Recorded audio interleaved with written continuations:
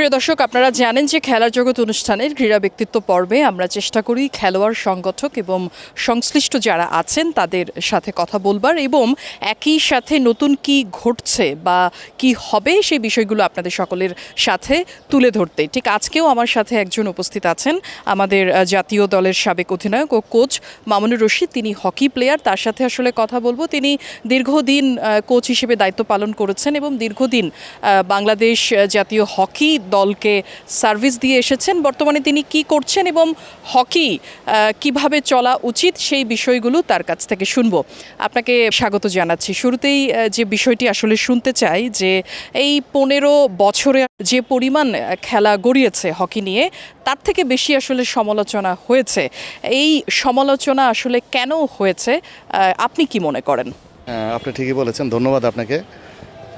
আমাদের সমালোচনা খেলা ছিল, খেলা একদম যে ছিল না সেটাও বিষয় না, কিন্তু হ্যাঁ, আপনি যেটা বলেছেন সেটা একদম সত্যি। কারণ আমরা হকিতে ম্যাক্সিমাম আমরা নেগেটিভ নিউজের জন্য সবসময় শিরোনামে থাকতাম। তো এটা একটা আমাদের জন্য খুবই একটা বাজে সাইড ছিল। তো এটার কারণগুলো আমি যেটা বলবো যে ফেডারেশনের দক্ষ সাংগঠনিক কাঠামোর অভাব ছিল, আমি যেটার জন্য প্লেয়াররা সাফার করেছে, খেলা হয়নি দেশে। তো এটার জন্য বিভিন্ন সময় বিভিন্ন সমালোচনা হয়েছে পত্রিকাতে বা ইলেকট্রনিক মিডিয়াতে। তার চেয়ে বড় বিষয় ছিল যে দেশের যে ডোমেস্টিক হকি স্ট্রাকচার সেটাকে ঠিকমতো কখনোই পালন করা হয়নি। এই কারণে কিন্তু আমাদের দেখেন আপনি দেশের হকিতে যেভাবে এগিয়ে যাওয়ার কথা ছিল সেই অনুযায়ী কিন্তু আমরা যাইনি।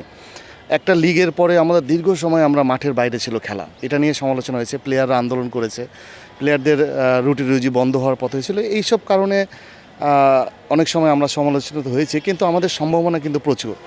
আমরা কিন্তু আরও ভালো করার সুযোগ আছে যদি আমরা সাংগঠনিকভাবে ফেডারেশনটাকে আরও বেশি সংগঠিত করতে পারি। তাহলে আমার মনে হয় যে স্পোর্টস আমাদের হকিটা আরও বেশি এগিয়ে যাবে। এবং আমি আশা করব যে এখন একটা পরিবর্তনের সময় শুরু হয়েছে, সেখানে আমি আশা করব যে নেক্সট যে ফেডারেশন হবে সেটাতে আরও ভালো সাংগঠনিক একটা কাঠামো দাঁড় করানো যাবে। ক্রীড়াঙ্গনে প্রায় বলতে গেলে যে একটা পরিবর্তন হচ্ছে, পরিবর্তনের কথা আপনিও বলছেন। যারা সংগঠক আছে, যারা খেলোয়াড় আছে, সকলেই চাইছে যে এই ক্রীড়াঙ্গনে আসলে সংস্কার ঘটুক। কেমন সংস্কার আসলে আপনারা চান এবং আপনি মনে করেন যে এই ধরনের সংস্কার আসলে হওয়া উচিত? হ্যাঁ, ঠিকই বলেছেন যে পরিবর্তন, আমরাও চাই পরিবর্তন, প্লেয়াররাও চাচ্ছে পরিবর্তন। আসলে একটা সময় আপনারা যেভাবে চলেছে যে অ্যামেচার ভিত্তিকতে, আমি বলবো যে এটাকে চেঞ্জ করতে হবে। যে আপনি ফেডারেশনে যারা কর্মকর্তা বা সাংগঠনিক জনগুলো, তারা একটা সময় মনে করেন বিকালে আসতো, ফেডারেশনের কাজ চলতো ওভাবে। আসলে এটা একটা আমি বলবো যে 24 আওয়ার্স জব। আপনাকে এখানে ডেডিকেটেড কাজ করতে হবে, কমিটমেন্ট নিয়ে কাজ করতে হবে। দেশের আপনার যে প্রফেশনাল যে একটা এনভায়রনমেন্ট, ফেডারেশনে, ন্যাশনাল টিমে, এজভিত্তিক দলগুলোতে, সবগুলোতে এই ধরনের একটা পরিবেশ আনা দরকার, তাহলেই আপনি হবে। আপনি যেমন আমি বলি যে আমাদের বিশেষ করে প্রথমেই শুরু হওয়া উচিত যে নাম্বার অফ প্লেয়ার ন্যাশনাল টিমের পাইপলাইনে আনার জন্য আপনাকে ডোমেস্টিক স্ট্রাকচারটাকে তৈরি করতে হবে। এক বিকেএসপি নির্ভর না হয়ে আমরা যদি দেশের বিভিন্ন যেসব জায়গায় খেলাগুলো হয় হকি, ফরিদপুর, ময়মনসিংহ, দিনাজপুর, জয়পুরহাট কিংবা সিলেট, এই জায়গাগুলোকে আরও বেশি গিয়ে আমাদেরকে নার্সিং করা উচিত, তাদেরকে আরও সুযোগ সুবিধা দেওয়া উচিত। এবং ফেডারেশনে ভবিষ্যতে যারা কমিটিতে আসবে, যারা ফেডারেশন চালাতে আসবে, তাদেরকে আরও বেশি ডেডিকেটেড কাজ করা উচিত। আপনি পরিবর্তনটা তখনই হবে যখন আপনি কোয়ালিটি জিনিসগুলোকে বের হয়ে আসবে। আপনি কোয়ালিটি জিনিসগুলো এখনও বের হয়ে আসে না, কারণ কি তারা ওইভাবে এটা প্রফেশনালি ইউজ করছে না। তো আমি মনে করি যে পরিবর্তনটা হবে যদি আপনি ফেডারেশনের যারা আসবে ভবিষ্যতে, তারা যদি নিজে এটাকে প্রফেশনালি হ্যান্ডেলিং করে। সন্ত্রাসী আওয়ামী লীগ দালাল হটাও, হকি বাঁচাও, এই স্লোগানটা আমরা প্রায়ই শুনেছি। এই স্লোগান আসলে শোনার পেছনে তো নিশ্চয়ই হকির সংকটের কথা আসলে বলা হয়েছে। সেই সংকটটা আসলে এক্স্যাক্টলি কোথায়? আসলে সংকট হলো এটা, যারা ফেডারেশনে আসে, বা আমি এখানে মেন সমস্যাটা যেটা দেখি যে ফেডারেশনে আসে তারা তাদের স্বেচ্ছাচারিতাটা প্রকাশ পায়, তারা তাদের ইচ্ছা মতো ফেডারেশনটাকে চালায়। একটা ফেডারেশনে আপনি 29 বা 28 বা 29 জন একটা মেম্বার হয়, সেখানে 3-4 জন যখন ফেডারেশনটা চালায় তখনই কিন্তু সমস্যাগুলো তৈরি হয়।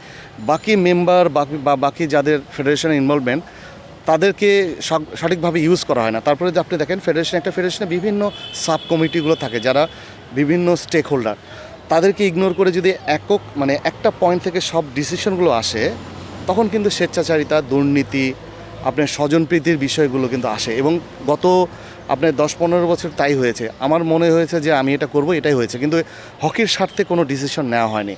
তো এই জন্যে কিন্তু এখানে বিভিন্ন জনের দালাল বা স্বেচ্ছাচারিতা বা দুর্নীতি এই বিষয়গুলো কিন্তু আসছে, যে এগুলো হয়েছে, আসলেই হয়েছে।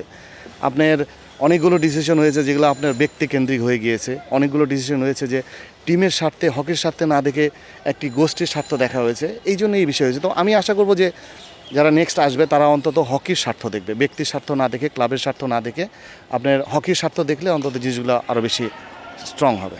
ক্রীড়া অঙ্গনে আসলে দুর্নীতির যে জায়গাটার কথা আসলে সকলেই বলছে, সেই জায়গাটাতে সবাই আসলে দুর্নীতিমুক্ত সংগঠক এবং খেলোয়াড়দের চাচ্ছে, প্রত্যেকটা সংগঠক আসলে সেরকমই হোক।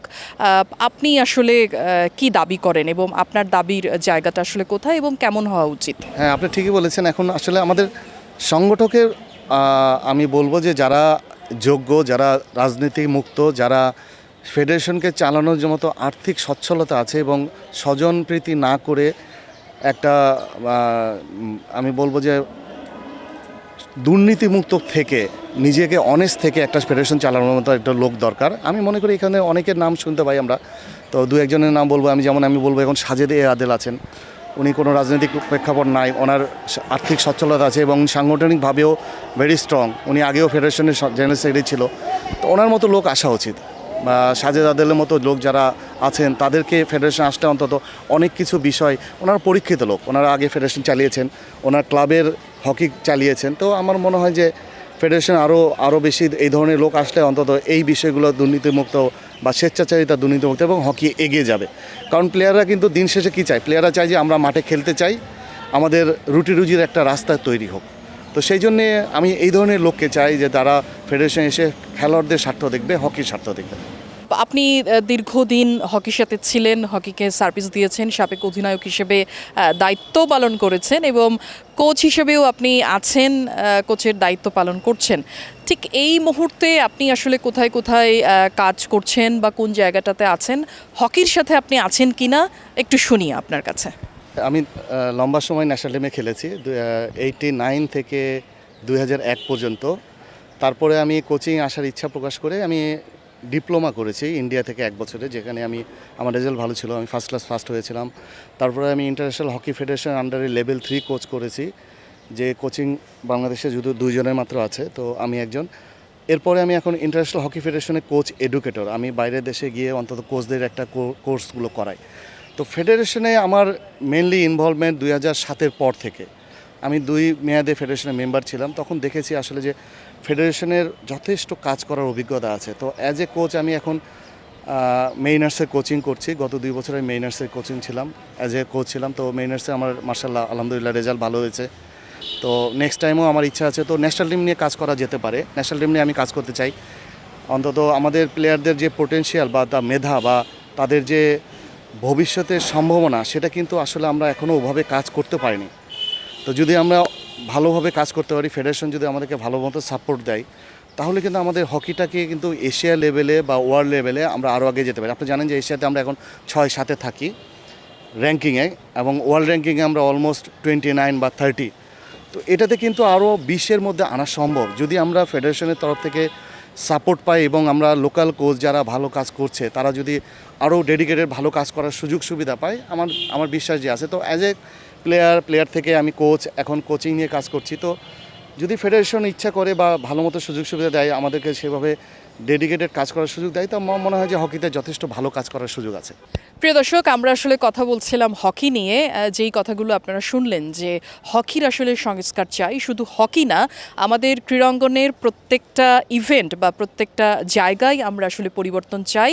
সংস্কার পরিবর্তন দুটো একই কথায় আসলে আমরা বলতে পারি, এবং এই পরিবর্তন যখন ঘটবে তখন আমরা আসলে বিভিন্নভাবে আসলে খেলোয়াড়দের দেখব যে তারা বিজয় পতাকা আসলে বাংলাদেশের জন্য বয়ে আনছে।